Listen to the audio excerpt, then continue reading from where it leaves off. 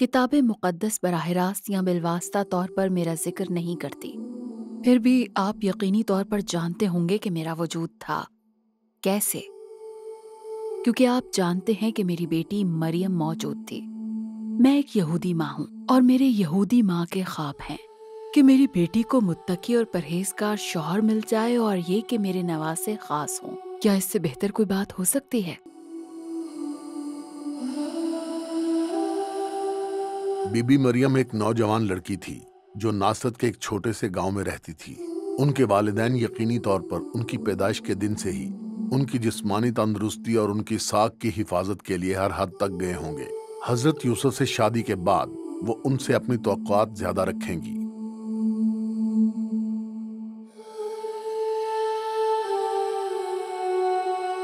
میرے بارے میں دیگر ابتدائی تحریریں بھی موجود ہیں، لیکن کتاب مقدس خاموش ہے۔ مجھے ایک عام یہودی بیوی اور ماں کے طور پر دیکھیں، میرے وقت کی رومی ماؤں سے زیادہ خاندان پر مبنی۔ لیکن مجھے لگتا ہے کہ کسی بھی دور میں کہیں بھی بیویوں اور ماؤں میں بہت کچھ مشترک ہوتا ہے، خاص طور پر جب بچوں سے محبت کی بات آتی ہے اور پوتے پوتیوں سے محبت کی بات۔ میرے شوہر اور میں دونوں یہودا کے قبیلے سے ہیں۔ جب حضرت یشوع نے ارض موعودہ کو فتح کیا تو یہودا کے قبیلے نے یروشلم کے جنوب اور مغرب میں پہاڑی علاقے اور مصر تک ساحلی میدان اور صحرا پر قبضہ کر لیا۔ 4 صدیاں قبل بابل سے یہودیوں کی واپسی کے بعد سے بہت سے یہودی لوگ متحرک رہے ہیں اور اپنے آبائی علاقوں میں سختی سے نہیں رہتے ہیں۔ یہ ان کا وتیرہ ہے۔ میں اور میرے شوہر اس کی مثال ہیں۔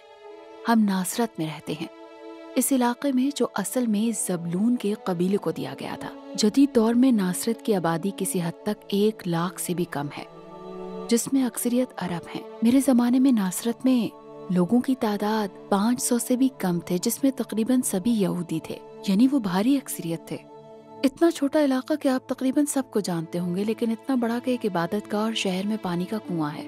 اسرائیل کے تقریباً تمام قصبوں کی طرح ہم اپنے ارد گرد اور کتاب مقدس کی بہت سی کہانیوں کے مقامات دیکھ سکتے ہیں۔ ایک پہاڑی کے کنارے بیٹھے ہم ناصرت کو کچھ سمتوں میں ہم کئی میل دور دیکھ سکتے ہیں۔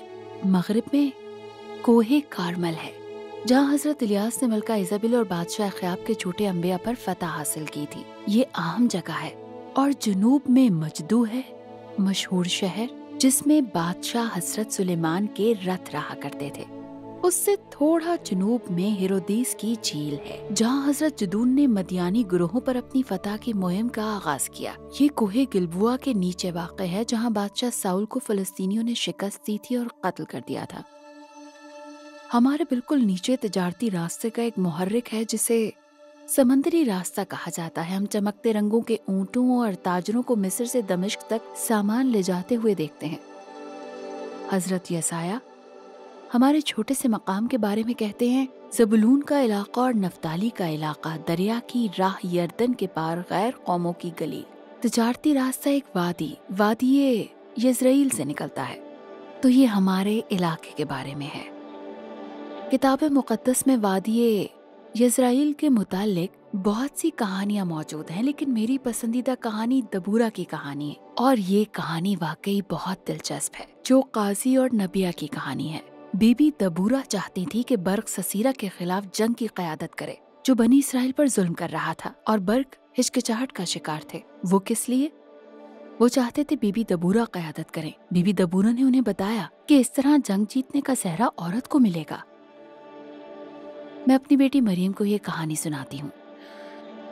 مریم، ہماری اکلوتی بیٹی مریم ہماری زندگیوں کا نور ہے۔ اس کی پیدائش سے ہی میرے شوہر اور میں نے اسے کتاب مقدس کی تعلیم دی۔ میں جانتی ہوں کہ وہ خداوند تعالیٰ سے بے حد محبت کرتی ہے۔ وہ والدین کی حیثیت سے ہماری اور خداوند تعالیٰ کی فرما بردار ہے۔ میرے شوہر اور میں نے اس کی اتنی حفاظت کی کہ میں اس کے مستقبل کے بارے میں فکر مند ہوں۔ اب تقریباً 15 برسوں سے میں نے اسے کبھی میرے یا میرے شوہر کے بغیر گھر سے باہر نہیں جانے دیا۔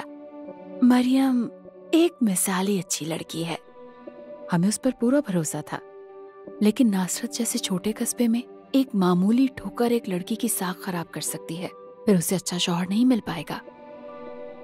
بہت جلد ہم اس بارے میں بالکل بے فکر ہونے والے تھے۔ بی بی مریم کی حضرت یوسف سے حال ہی میں منگنی ہوئی تھی۔ یوسف بے شک اسے خدا تعالیٰ نے ہی بھیجا تھا۔ صرف چند سو کی آبادی کے گاؤں میں آپ ایک خدا سے ڈرنے والے اور نرم دل آدمی کی توقع نہیں کر سکتے۔ وہ ایک ہنرمند کاریگر ہیں اور مہذب زندگی گزارتے ہیں۔ شادی شدہ، یہ لفظ ناصرت میں ہمارے لیے بہت عام ہے۔ شادی صرف دو افراد کے درمیان نہیں بلکہ دو خاندانوں کے درمیان ایک سنجیدہ معاہدہ ہے۔ یہ ایک معاہدہ ہے کہ یہ دو افراد شادی کریں گے۔ معاہدے کے وقت مستقبل کا دولہا مستقبل کی دلہن کے والدین کو قیمت ادا کرتا ہے۔ معاہدہ اتنا سخت ہوتا ہے کہ اگر شادی منسوخ ہو جائے تب بھی جوڑے کو طلاق حاصل کرنی پڑتی ہے۔ مجھے یہ کہتے ہوئے فخر ہے کہ ہمارے گاؤں کی تاریخ میں شادی سے پہلے کوئی رشتہ نہیں ٹوٹا ہے۔ یہ اس بات کا ثبوت ہے کہ ہم کس طرح برتاؤ کرتے ہیں۔ یہ معاہدہ سنجیدہ ہوتا ہے۔ صرف ایک چیز جو اس معاہدے کو توڑ سکتی تھی وہ تھی کہ اگر عورت حاملہ ہو جائے، مگر ایسے میں اس معاہدے کا ٹوٹنا سب سے چھوٹی پریشانی ہوگی۔ ہم اس چھوٹے سے گاؤں میں بہت زیادہ قدامت پسند ہیں، کیونکہ حرام کاری اور بدکاری کے ارتکاب کی وجہ سے عورت کو پتھر مار کر ہلاک ہونے کا خطرہ ہوگا۔ ایسا ممکن نہیں ہے، ہمارے معاملے میں بالکل نہیں۔ بی بی مریم اور حضرت یوسف کبھی اکیلے نہیں رہے تھے، ہم یہ دھیان رکھتے تھے، اور نہ ہی کبھی شادی سے پہلے کوئی اور مرد ان کے قریب آیا۔ ایک چھوٹے سے گاؤں میں، ایک چھوٹے سے گھر میں ہمارے لیے اس کا خیال رکھنا اتنا مشکل کام نہیں تھا۔ ایک اور وجہ یہ بھی ہے کہ ہماری بی بی مریم اور حضرت یوسف کی شادی زیادہ خاص ہے۔ حضرت یوسف حضرت داؤد کی نسل سے ہیں۔ لوکا انجیل شریف کے مصنف یہ واضح کرتے ہیں، اگرچہ بالکل ایسا نہیں ہے۔ بہت سے علماء یہ مانتے ہیں کہ حضرت متی یہ نشاندہی کرتے ہیں کہ بی بی مریم بھی داؤد کی نسل سے ہیں۔ کسی بھی طرح ان کے بچوں کو بادشاہ حضرت داؤد کی نسل کے طور پر شمار کیا جائے گا۔ اگر ان کا پہلا بچہ بیٹا ہے تو وہ مسیحا بننے کا اہل ہوگا، جس کا ہم یہودی انتظار کر رہے ہیں۔ شاید نہیں ہوگا، سینکڑوں سالوں کے انتظار کے بعد بھی ایسا نہ ہوا، لیکن اس زمرے میں ہونا بھی دلچسپ ہے۔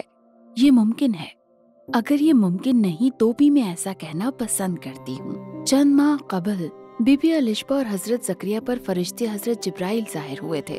وہ رشتہ دار ہیں میری طرف سے۔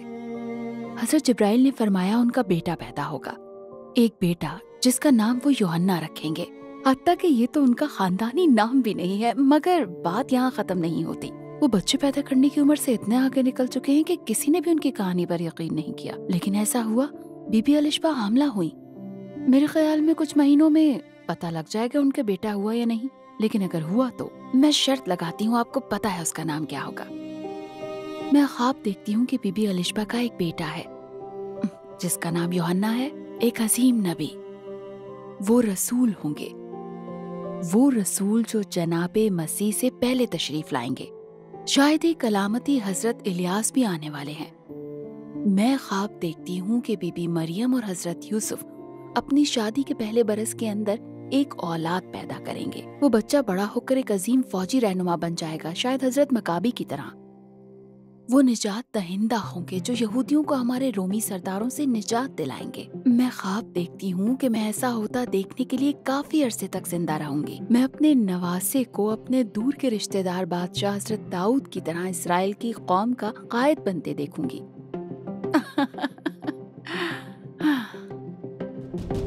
میرے زمانے کی ایک یہودی ماں کے لیے اس سے بہتر کچھ بھی نہیں ہو سکتا۔